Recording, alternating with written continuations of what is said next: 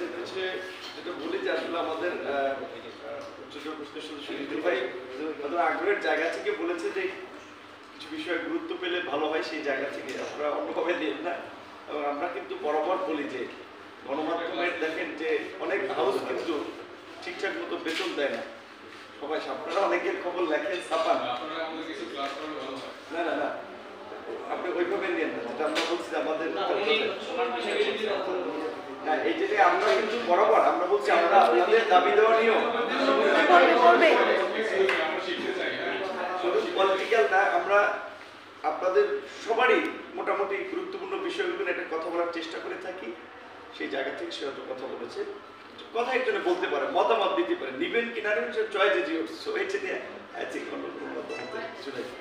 আপনি কিন্তু জেনেছেন যে আমাদের আজকের মিটিংয়ে আমাদের 10 সদস্য প্রতিনিধিদের মধ্যে আলোচনা আমরা পূর্বে যে 166টি যে স্প্রেডশিট দেওয়া হয়েছিল এবং তার বাইরেও যে আরো বিভিন্ন বিষয়ভিত্তিক যে আলোচনা, সেই আলোচনাগুলো আমরা এখানে করেছি। কিছু কিছু বিষয় আমরা আজকে আলোচনা নিয়ে এসেছি। আর ওই 166টির মধ্যে যেখানে আমরা 127টিতে একমত ছিলাম, 15টিতে আমরা একমত ছিলাম না, 23টিতে আমরা আংশিক একমত ছিলাম। সেগুলোর জায়গা থেকে আমরা 8টিতে মোটামুটি একমত হয়েছি। তাহলে সেদিক থেকে বলা যায় যে 135টাতে আমরা মোটামুটি একমত। আরও যে বিষয়গুলোতে আমাদের আংশিক দ্বিমত রয়েছে সেগুলো আমরা একটা বিষয় বলেছি যে আলাপ আলোচনার ভিত্তিতে অন্যান্য দলেরও মতামত নিয়ে যদি সেগুলোতে একটা ঐক্যমতের জায়গা আসা যায়, সেখানে আমরাও আমাদের মতামত থাকবে। একই সাথে আমরা বিশেষ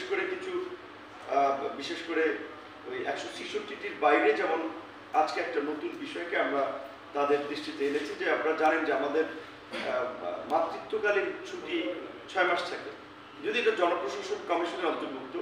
কিন্তু আমরা বলেছি যে যেহেতু স্বাভাবিকভাবে একটা বাচ্চার গ্রোথ এবং তার ব্রেনের বৃদ্ধি থেকে শুরু করে 2 বছর সময়টা গুরুত্বপূর্ণ, সেই জন্য অন্তত একটা বাচ্চা জন্মগ্রহণ করা থেকে 2 বছর পর্যন্ত আসার জন্য অন্তত মায়েদের ক্ষেত্রে যে আপনার অফিস সময়টা যেন অর্ধেক করা হয়, এটা আমরা তাদেরকে খুব গুরুত্ব সহকারে বিবেচনা করার জন্য জানিয়েছি। কারণ একটা ভবিষ্যৎ মেধাবী প্রজন্ম গড়ে তোলার জন্য অবশ্যই এই ক্ষেত্রে আমাদের তো একটু গুরুত্ব দেওয়া উচিত।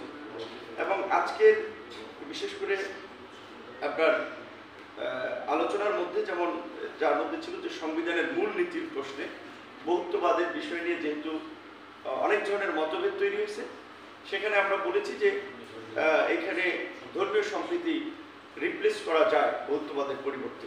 সেখানে সংস্কার কমিশনের কাছ থেকেও আরেকটু বিষয় এসেছে যে তাহলে বহুত্ববাদ কিংবা ধর্মীয় সম্প্রীতি এটার পরিবর্তে অনেকের আলোচনা এই বিষয়গুলো উঠে এসেছে যে যেমন গণতন্ত্র, সাম্য, মানবিক মর্যাদা এবং সামাজিক সুবিচার, এইটুকুর বিষয়ে আমাদের ঐক্যমত আছে কিনা, এটাতে আমরা ঐক্যমত পোষণ করেছি।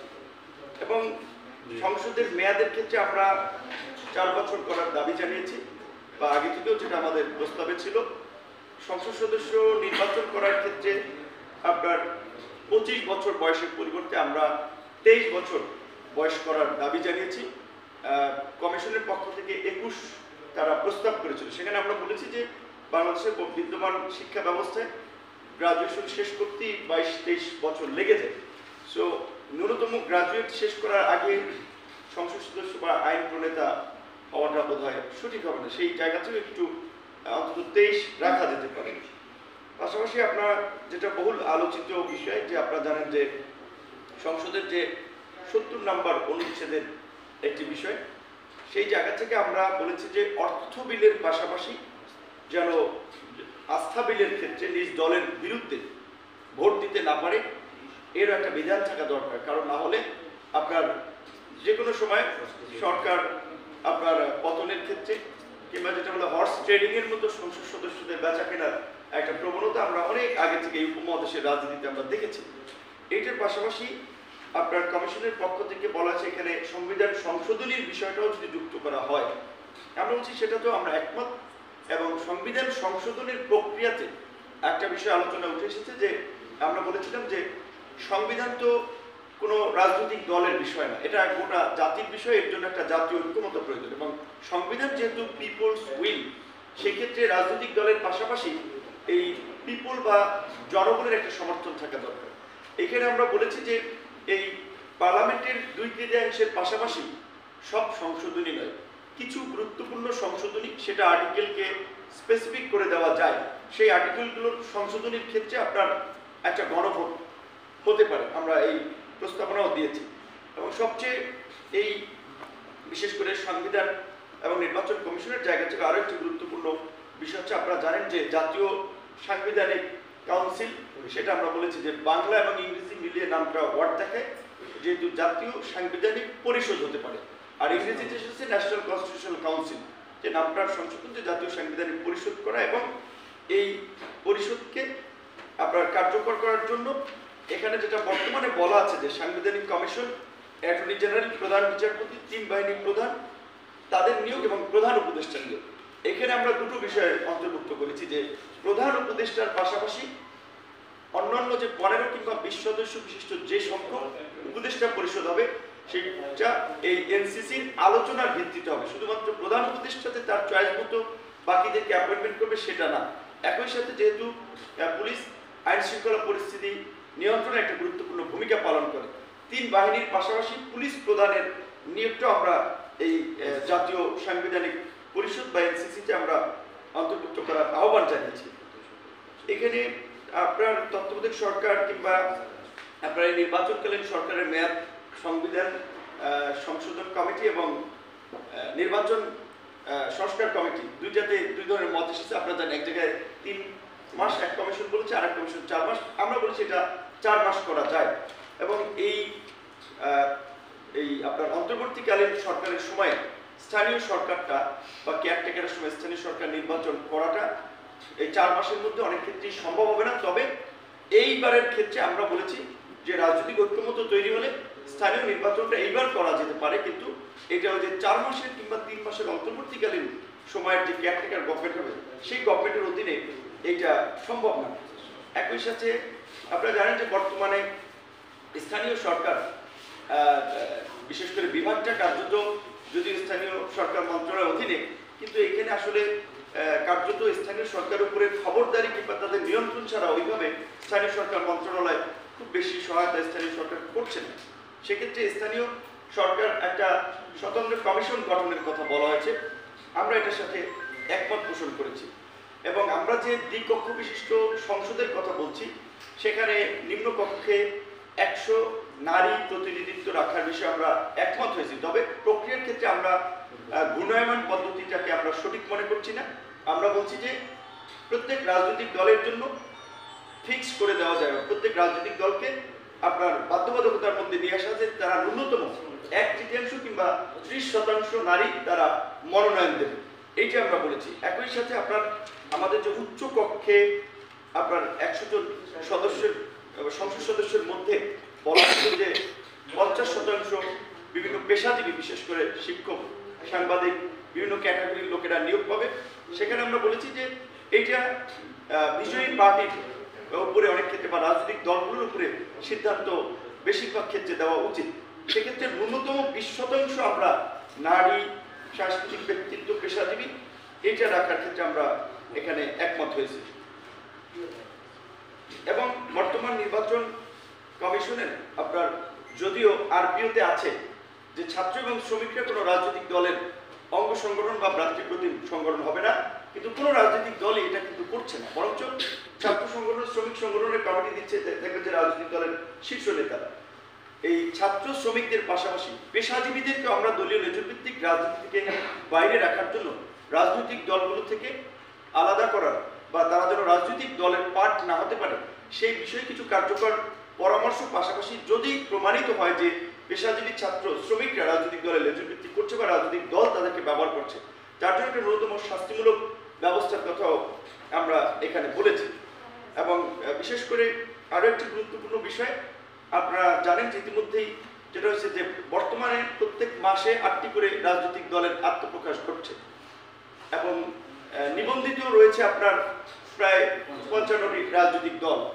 নির্বাচন কমিশন 2008 সালে আপনার এই নিবন্ধনের আইন করার পরে সর্বশেষ যে বিধানটি ফলো করা হচ্ছে যে 1/3 জেলা কমিটি, 100 উপজেলা বা থানা কমিটি, সক্রিয় কার্যক্রম সহায়ক অফিস আমরা মনে করি এটি একটি স্ট্যান্ডার্ড আইন, এটি একটি সুন্দর ব্যবস্থা। এই ব্যবস্থার মধ্যে দিয়েই রাজনৈতিক দলগুলোকে নিবন্ধন দেওয়া উচিত। এই ব্যবস্থার পাশাপাশি আমরা বলেছি একটা রাজনৈতিক দলকে নিবন্ধন পেতে হলে, যে নির্বাচনের আগে গোয়েন্দা সংস্থা কিংবা বিভিন্নভাবে রাজনৈতিক দল তৈরি করে সুবিধার জন্য, বিভ্রান্তি তৈরি করার জন্য, সেক্ষেত্রে আমরা বলেছি ন্যূনতম 3 থেকে 4 বছর যেন এই নিবন্ধনের জন্য তাদের সক্রিয় কার্যক্রম থাকে, এটি যেন যাচাই বাছাই করা হয়। তো এটি ছিল আমাদের মূলত আজকের এই সামগ্রিক সংস্কার প্রস্তাবনা নিয়ে আমাদের বক্তব্য এবং বাস্তবায়ন। আমরা এটা আমাদের মতামত দিয়েছি যে এই যে আমরা প্রস্তাবগুলো দিলাম, আলোচনা হলো, এর বাস্তবায়নটা কি প্রক্রিয়া হবে। আমরা সেক্ষেত্রে বলেছি যে এটা যে জাতীয় ঐক্যমতের ভিত্তিতে এই সংস্কার প্রস্তাব নিয়ে একটা জাতীয় সনদ আপনার গৃহীত হবে, যেখানে সকল রাজনৈতিক দল, বিশেষ করে যারা এর সাথে জড়িত সেগুলো তারা স্বাক্ষর করবে। একই সাথে ভবিষ্যতে যেন কেউ এই সংস্কার কিংবা জাতীয় সনদকে আইনি কিংবা কোনোভাবে যেন চ্যালেঞ্জ করতে না পারে, বাতিল করতে না পারে, সেজন্য আমন্ত্রণ বা আহ্বান জানিয়েছে। সেটা আমরা ইনফরমালি তাদের কাছে পৌঁছে দেব। আপনাদের সকলকে ধন্যবাদ এবং কৃতজ্ঞতা, এবং আপনারা মনে কষ্ট নেবেন না, আমাদের সুনতিক একজন সদস্যের একটা বক্তব্য। ধন্যবাদ। নির্বাচন কমিশনের যে মতামত তারা দিয়েছে যে আপনার একই ব্যক্তি দলীয় প্রধান, সরকার প্রধান এবং সংসদ নেতা হতে পারবে না, এই বিষয়ে আমরা একমত, এবং এটা আমাদের একটা দলীয় পজিশন 2021 সাল থেকে। ওই জায়গায় আমরা একমত দিচ্ছি, যেই কারণে আর কি ওইটা আনিনি। আর যেহেতু আপনার সংসদেরই আমরা মেয়াদের কথা বলছি 4 বছর, তো স্বাভাবিকভাবেই প্রধানমন্ত্রীর মেয়াদও 4 বছর, রাষ্ট্রপতির মেয়াদও 4 বছর। এটা নিয়ে আমরা অনেকবার বলেছি, তো যে কারণে তো আর এখানে একমত আমরা, যেগুলো মূলত দ্বিমত ছিল ওই কেন্দ্রিক আলোচনাগুলো হয়েছে। প্রধানমন্ত্রী, কোনো ব্যক্তি পরপর 2 বারের বেশি প্রধানমন্ত্রী হতে পারবে না, এটা 2021 সাল থেকে আমাদের একটা দলীয় পজিশন। তো সেই দলীয় পজিশন এখন সংস্কার কমিশনে গৃহীত হবে, শুধু এখানে তো আমাদের দ্বিমত করার কোনো প্রশ্ন আমরা একেবারে পরপর বলেন কিংবা সব মিলে আমরা পরিষ্কারভাবে বলেছি যে তার জীবদ্দশায় 2 বারের বেশি কেউ প্রধানমন্ত্রী হতে পারবে না, এবং 2 বার প্রধানমন্ত্রী হওয়ার পরে আবার ওই ব্যক্তি রাষ্ট্রপতি হতে পারবে না, রাষ্ট্রপতি অযোগ্য হবে। এটা টু দ্য পয়েন্টে এখানে তো এখন এই আমাদের স্প্রেডশিট আর কাছে ধরেন আমরা একমত এরকম জায়গায় হয়েছে যে আমাদের একমত থাকলে আমরা, তারা বলেছে যে অন্যান্য রাজনৈতিক দল এখানে কিছু ফ্লেক্সিবল হয়েছে এবং এটা হলে বেটার, সেই ক্যাটাগরি আমরা পুরোপুরি। যেমন দুর্নীতি দমন কমিশন আছে 2টো, তারপরে আপনার এই যে স্থানীয় সরকারের জন্য একটা যে কমিশন করা হবে, এইটাতে আগে আমরা একমত ছিলাম না, এখন এটাতে একমত হয়েছি। তারপরে আপনার এই জাতীয় সাংবিধানিক পরিষদের কাঠামো এবং বিষয়বস্তু নিয়ে আমাদের আংশিক মত ছিল, এটাতে আমরা পুরোপুরি একমত হয়েছি। তারপরে আপনার এই যে বিশেষ করে পেশাজীবী সংগঠনগুলোর মধ্যে আপনার যে আপনার তাদেরকে রাজনৈতিক লেজুর ভিত্তি থেকে নিবৃত্ত করার জন্য ওই জায়গায় আমরা যেটাতে আপনার একমত ছিলাম না, সেখানে আমরা আলোচনার ভিত্তিতে কিছু বিষয়ের আলোকে আমরা একমত হয়েছি।